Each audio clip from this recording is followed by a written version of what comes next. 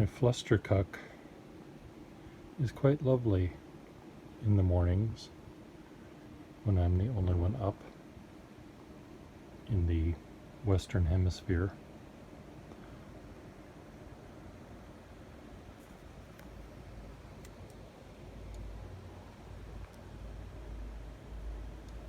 Can't quite see the light that the disco ball is causing.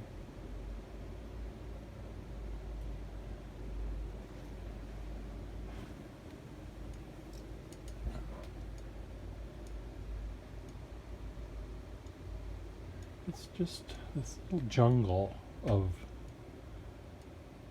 urban debris. And I can turn on a different light to create a different... Well, that hardly does anything. Oh, it does. Lights up that one. And the ceiling. And the wall.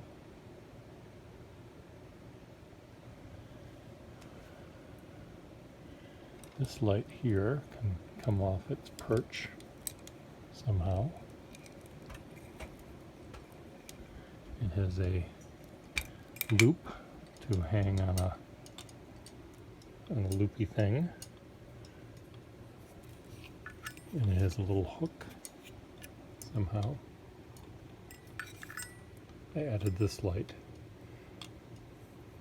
yesterday, this one, that has a little touch thing. This one can dangle thus and illuminate my coffee cup. So by changing the location of this light, it creates all sorts of stuff. I can put it right here.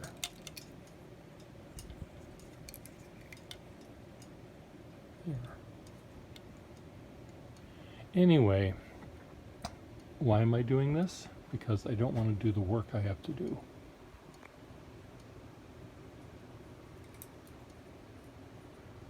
Molecular models. It would be really fun. Actually, one of the reasons that I enjoy playing with things like this is at the Fog Art Museum. They used to have a display of what looked like a toaster and a vacuum cleaner and an upward motor, all made of stainless steel and chrome. And it was some artist's idea for a lamp in a house, which would cast all these interesting shadows, and beams of light would go hither and yon in different directions. And I thought, well, wouldn't that be nice to see that plugged in and turned on, but they never did. So I just imagined the white room it would be in and the interesting shadows that it would create on the wall. And it also moved, so it would be like being inside, I don't know what, inside the disco ball and looking out at the chaos it was creating. Well, that's what this is, that sort of inspired part of this. Part of this is also inspired by trees, which I love. And so it has branches made of upside down tripods. It's all connected to this very heavy cast iron base, which is here. And then this articulating arm that comes down here, which rotates and goes up and down, though I don't know if it can go up anymore because it's now so heavy. It used to hold in this area here a dental x-ray camera, and it was articulatable and aimable so that could be easily rolled out in front of the poor patient on the desk, on the chair, in the chair, open wide, and but now I think I've added so much weight to the arm that it can't quite lift up. It probably could lift up. It wouldn't stay up. And the tops of the tripods might go into the ceiling fan and we'd have a disaster. Anyway, I think it would be fun to put this in a gallery space. The small room of our gallery would be good for it, where I could, just have these few little lights on, and you'd walk into this, we'll call it a gnarled oak tree-like room, except it's a Flustercuck, of course. And it originally started to be something to hold my iPad, rather than buying one of those little clampy arms and goosenecks to watch YouTube videos. I pulled this thing kicking and screaming out of the corner. It did hold my TV once, my flat screen TV. I tried to make it so it could hold my computer monitor, but nothing was working.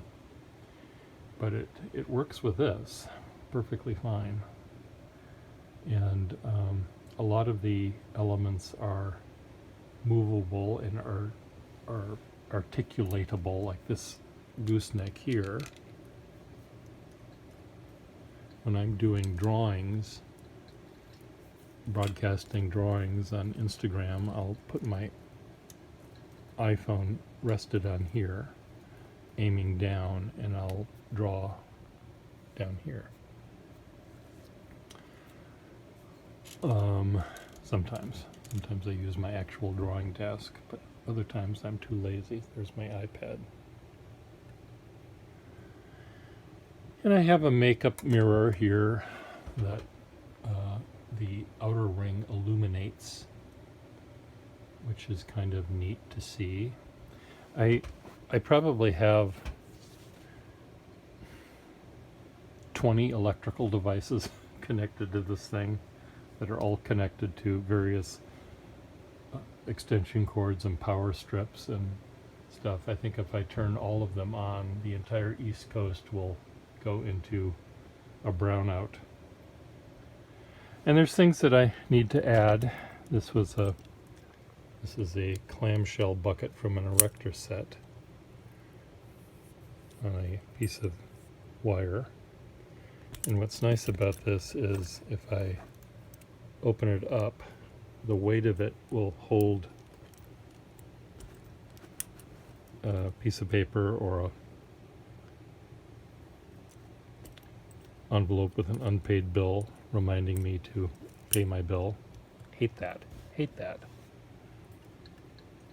So if this was in front of your couch, you're having your morning coffee, you're sitting in front of this looking at the bewilderment of the